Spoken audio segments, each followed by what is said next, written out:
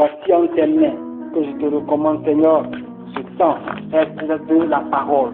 Que ce moment de la parole soit un moment de bénédiction, un moment de grâce, un moment de faveur, un moment de connaissance, un moment d'édification, pour que véritablement il y ait affaiblissement, il y ait développement de ta connaissance.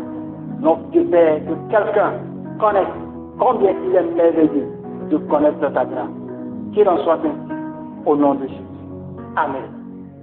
Je lis la parole.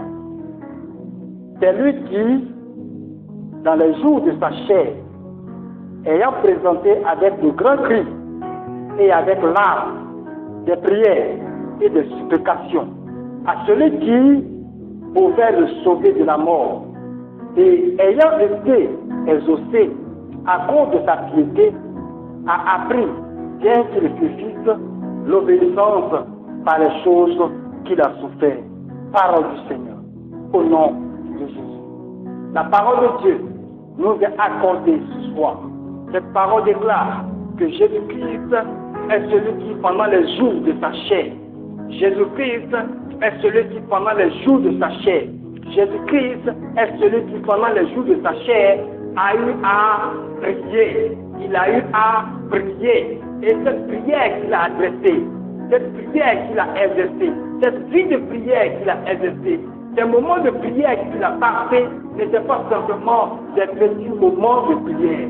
Car cette présentation de l'écriture fait cas de ce qu'il y a une urgence. La parole de Dieu déclare que c'est lui Jésus, c'est Jésus-Christ qui a été déclaré fils, qui a été déclaré souverain sacrificateur. C'est ce Jésus-Christ qui a été établi par Dieu. Souverain sacrificateur, c'est ce Jésus-Christ qui a été établi fils de Dieu. C'est ce Jésus-Christ qui a présenté, il a présenté avec de grands cris, avec larmes. Il a présenté, prier, c'est demander. Il a présenté avec de grands cris et avec larmes. Il a présenté avec de grands cris, avec larmes, des prières et des supplications à celui qui pouvait le délivrer de la mort. On ne peut pas prier. On ne peut pas prier celui qui ne peut sauver. Personne ne demandera de l'aide à celui qui ne peut pas le sauver.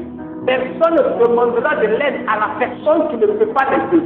Personne ne peut demander de l'aide à celui qui était capable de le secourir. Mais Jésus, celui qui a été l'inaugurateur de la porte étoile, c'est Jésus-là. C'est Jésus-Christ de Nazareth qui a été le modèle parfait, l'exemple parfait du serviteur de Dieu. C'est Jésus-Christ de Nazareth. La Bible déclare que pendant qu'il était en train de présenter avec de grands cris, pendant qu'il était en train de présenter avec l'art des prières, parler à Dieu, des prières, des supplications, intercéder. Pourquoi? Pour que celui qui peut le délivrer de la mort puisse intervenir. Bien-aimé, personne ne peut demander de l'aide que si il est convaincu que celui à qui il demande de l'aide peut intervenir dans sa vie. On ne demande que lorsqu'on sait qu'on va obtenir l'assurance que celui qui prie et que sa prière est adressée à celui qui peut le sauver. Jésus a présenté les grands cris. Il a présenté de grands cris et il a présenté des larmes. On ne pleure pas simplement par plaisir, c'est vrai, en riant, par la joie on peut couler quelques larmes. Mais quand on crie de détresse, quand on pleure, quand on gémit, parce que la douleur est horrible, la douleur est atroce, la douleur est intense, la prière prend une retournure. Le Dieu en qui nous avons cru s'appelle Jésus-Christ de Nazareth. Vous devez apprendre à obéir à la parole de Dieu. C'est le thème principal de la série de prière. Vous devez apprendre à obéir à la parole de Dieu. La Bible dit qu'il a appris l'obéissance par les choses qu'il a souffert. La sagesse de Dieu a établi l'obéissance. L'obéissance par des choses qu'on souffre, des choses qu'on subit, des souffrances. Selon qu'il est écrit dans Ésaïe, C'est comme pour le verset 10. Il dit, il a plu à Dieu de le briser par la souffrance. Pourquoi est-ce qu'il plaît à Dieu? Parce que l'obéissance viendra par les choses de ton souffle. L'obéissance viendra par les choses de ton souffle. Personne ne peut accepter de comprendre tant qu'il n'est pas en face de Christ. Tant qu'il n'est pas en face de la situation où il est incapable d'aller au-delà. La mort qui a fait le trouble d'Adam, la mort qui a créé la confusion en Adam, la mort qui est la base de l'incapacité de l'humanité à aller dans l'éternité, la mort qui fixe la limite à la chair de l'homme. Jésus a intercédé, non pas parce qu'il avait peur de la mort, mais seulement est que il ne puisse pas rester entre les mains de la mort. Tous ceux qui sont coupables du péché, tous ceux qui n'ont pas reçu la grâce de Dieu pour être libérés, la mort a pouvoir sur eux. La mort a pouvoir sur quiconque est sous le règne du péché. C'est pour cela qu'il est écrit que c'est lui, Jésus, qui a présenté avec de grands cris et avec l'âme des prières de supplication à celui qui pouvait le sauver de la mort. Et ayant été exaucé à cause de sa piété, a appris, bien qu'il suffise, l'obéissance. La parole de Dieu dit donc que Jésus, Christ, a appris l'obéissance par la souffrance. Jésus a appris l'obéissance par la souffrance. L'humanité veut apprendre, mais dans la joie. L'humanité veut apprendre, mais dans la paix. L'humanité veut apprendre, mais dans les temps de résistance, pas dans la souffrance, pas dans la douleur. Et pourtant, Jésus a appris l'obéissance.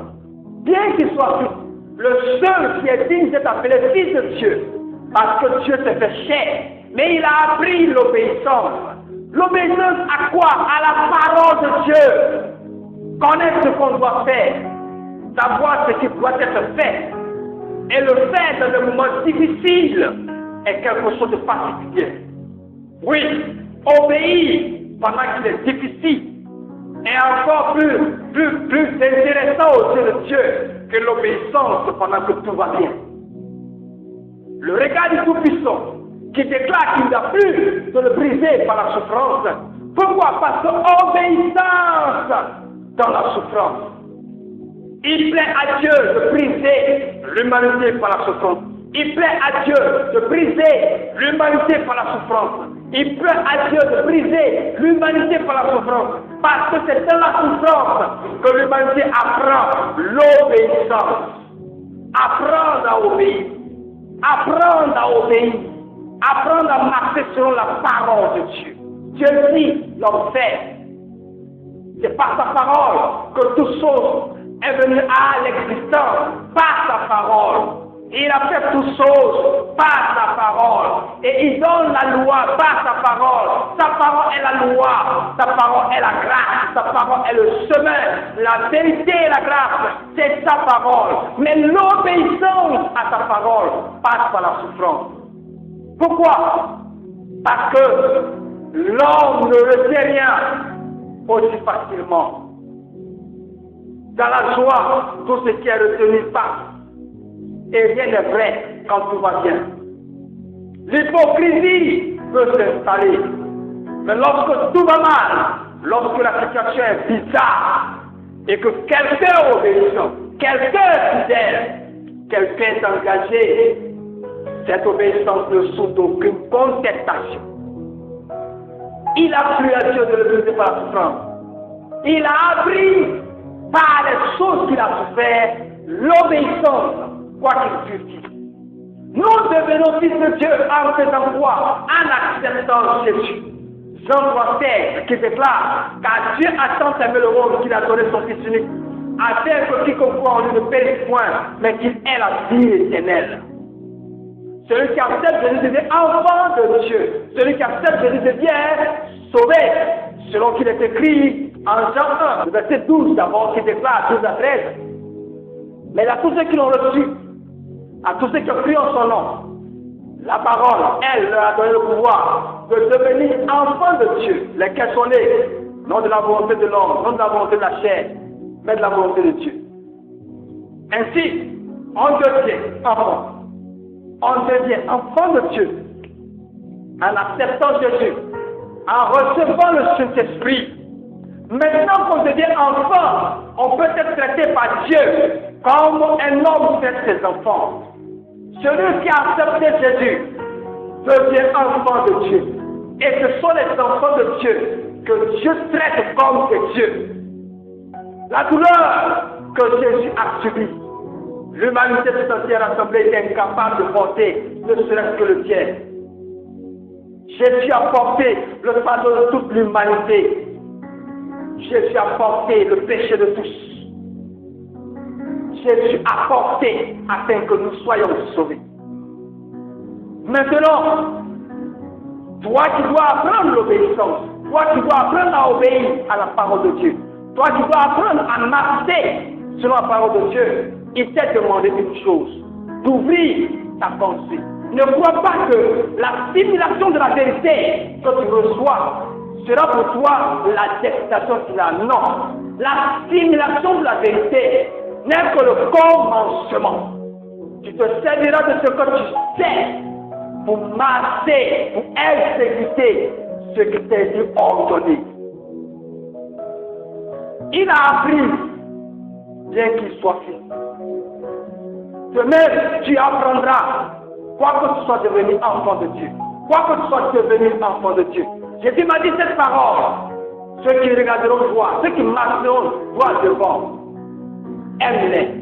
Ça veut dire donne-leur, accorde-leur la grâce. Mais ceux qui ne marcheront pas droit devant, mais qui se relâcheront et qui abandonneront, ils ne recevront pas. La parole de Dieu nous est accordée afin que nous puissions tous parvenir à la connaissance de la grandeur de notre Dieu. Les temps sont mauvais. Les temps sont mauvais. Et le temps qui nous est donné, c'est de nous préparer à la connaissance de Dieu. La marche avec Dieu. Mais cette marche demande que cela se passe dans la douleur. Jésus est l'exemple. Jésus-Christ de Nazareth est l'exemple. Quoi qu'il soit fils, c'est-à-dire Dieu dans les cieux, s'est fait chair venu parmi les hommes et a appris l'obéissance par la souffrance. Mystère de Dieu. Compliqué pour l'homme de comprendre et d'accepter. Pourquoi a-t-il établi la douleur de l'enfantement? Pourquoi a-t-il établi que l'homme souffre avant d'avoir son père? Parce que le péché est intervenu. Afin que quelqu'un n'oublie pas qu'on n'est pas dans un temps normal. À peine l'homme commence à se réjouir qu'il croit que la vie va bien. Cette chair a été faite pour un passage temporaire sur la terre. Les choses véritables sont à venir. Les choses véritables sont à venir. Ceux qui n'ont pas cru et qui sont morts sont perdus. La grâce est donnée à celui qui respire de pouvoir être règle à votre corps. La mort physique n'est pas la fin. Les satanistes le savent déjà. Parce que la mort physique n'est que le commencement d'une autre vie. Mais celui qui n'est pas sauvé, c'est un désastre. Il a vécu inutilement. Et il va connaître la douleur. Avant le jugement dernier, le regret commence à peine la mort physique intervenue. Ceux qui aiment fêter pendant les funérailles, seront en sa présence en train de fêter, mais lui sait que quelque chose n'est pas normal. Il vient de découvrir que lui qui pensait que tout se résumait à la chair, il a une âme, il dit, il voit, il est saint, mais il ne peut plus intervenir.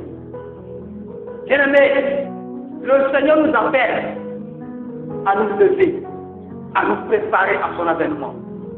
Ce Jésus que tout le monde a lapidé, ce Jésus qu'aujourd'hui, beaucoup font tout pour l'ignorer, c'est lui le juge. C'est lui le juge de toute l'humanité, les vivants et les morts. Il n'y en a pas un autre à part lui. Jésus-Christ n'est pas un Dieu. Jésus c'est le Dieu véritable dans les cieux. Celui que tout le monde appelle Dieu. Il s'est fait chair. Il est venu parmi les hommes afin de donner une occasion à la race déchue que sont les humains. Jésus n'est pas venu sauver les anges que sont Satan et ses démons. Non. Jésus est venu sauver les hommes qui respirent.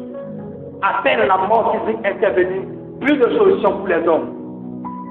Ces hommes qui n'ont pas cru tombent dans le même chapitre que s'appelle ces démons après leur chute. C'est pour cela qu'il est nécessaire que pendant que tu respires, de faire le choix d'accepter Jésus-Christ de Nazareth. Le salut de Dieu a été donné aux hommes, ce salut, et qu'en saisissant ce salut puisse entrer dans une communion véritable avec le Seigneur. Notre Dieu nous aime, mais il a plu à son cœur que nous apprenons l'obéissance dans la souffrance. Les encours pour une bénédiction terrestre, quelconque, que ce soit le mariage. Avant le mariage, beaucoup de rêves. Mais lorsqu'on rentre dans le mariage, on découvre qu'il y a de la douleur. L'humanité ne veut pas de la douleur, mais c'est dans le ciel avec Jésus que cette douleur ne sera plus. Pendant que l'homme est sous le soleil, il faut apprendre à obéir à la parole de Dieu. Vous devez apprendre à obéir à la parole de Dieu. Elle est utile, cette parole. Et l'apprentissage à l'obéissance à la parole de Dieu est utile dans beaucoup de choses. Vous vous préparez pour la vie éternelle. Et vous pourrez, par la même occasion, triompher sur la première mort. La première mort a pour finalité la mort physique. Mais avant la mort physique, tout être humain a déjà expérimenté les effets de cette mort présente. Les maladies, les emboutements, les blocages, les difficultés, les malheurs, les pauvretés, tout genre de problèmes. Souvent quand les Blancs regardent les Africains, ils sont étonnés, sont dit abandonnés par Dieu. Est-ce que les Noirs ont été abandonnés par Dieu? Non, il y a des choses terrifiantes dans les familles qui ont été construites avec la première mort. Et les effets se font sentir dans la vie des enfants. Dieu a beau établir le mariage comme nouveau commencement des familles, mais les hommes font tout pour qu'avant de rentrer dans le mariage, ils aient des rapports sexuels avant d'entrer dans le mariage. Fausser l'entrée. Et ils n'obéissent pas à la parole de Dieu pour construire une nouvelle famille. C'est ainsi que nous avons des anciennes familles qui ont des enfants et les enfants se marient en restant toujours dans les anciennes familles. Il n'y a pas de changement. Le même cerveau, la même intelligence, mais limitée. Ils ont appris beaucoup à l'école, mais aucune invention. Et quand toi, tu es disposé, on attend financement, ça n'arrive pas. Bien-aimé, il faut que tu saches que l'obéissance à la parole de Dieu est utile à ta vie. 2 fois devant la mort présente et la mort à venir. La mort à venir est appelée l'enfer. Les douleurs indescriptibles. Si personne ne peut supporter une famine dans ce monde physique, qui pourra supporter des années, des millénaires de douleurs? Dieu veut t'éviter ça. Mais il faut que tu apprennes l'obéissance par la souffrance. Il faut que tu apprennes l'obéissance par la souffrance. Il faut que tu apprennes l'obéissance. Quelqu'un dit, je veux pratiquer mais je n'ai pas la force. Mais si aujourd'hui tout s'arrêtait, la force va venir. On sera maintenant prêt à faire. Pourquoi? Parce qu'on se rend compte que ce n'était pas des histoires. La parole de Dieu ne racontait pas des histoires. Nous qui disions que nous n'avons pas la force d'obéir à la parole de Dieu, nous serons maintenant prêts à obéir. Oh, c'est trop tard. Pourquoi est-ce que la force nous revient quand c'est tard? Parce que celui qui séduit libère les hommes quand ils ont perdu tout. Bien-aimé, cela plairait à Satan que Dieu puisse te permettre de voir le monde spirituel. Ça arrangerait Satan, mais pas toi. Il a plu à Dieu que tu sois ignorant physiquement et que lui seul soit l'auteur de l'ouverture de ton esprit afin que tu vois le monde spirituel. Mais le perfide, le pervers que Satan est venu dans l'humanité de Dieu et a commencé à y semer des ouvrages. L'homme pratique la sorcellerie. Il croit que c'est une bonne chose. Or, un hôtel de sang a été bâti. Toute famille dans laquelle il y a la sorcellerie, il y a un hôtel de sang. Qu'on le veuille ou non, quelqu'un doit mourir. Quelqu'un doit mourir parce que l'hôtel de sang demande du sang. Ainsi, on établit ceux qui vont payer, ceux qui vont donner beaucoup d'argent pour les funérailles et ceux qui vont donner les enfants. L'ignorance totale, personne ne sait. Dieu veut te donner l'occasion de pouvoir de ton vivant voir la victoire de Jésus-Christ de Nazareth. Jésus n'est pas une histoire qu'on raconte. Jésus est une vie qui est donnée à l'humanité. Le thème central de ce moment de prière, la cellule de prière à l'école de l'obéissance, c'est vous devez apprendre à obéir à la parole de Dieu. Vous devez apprendre à obéir à la parole de Dieu. Pourquoi? Parce que c'est à votre avantage. Il faut apprendre. Il faut apprendre à obéir.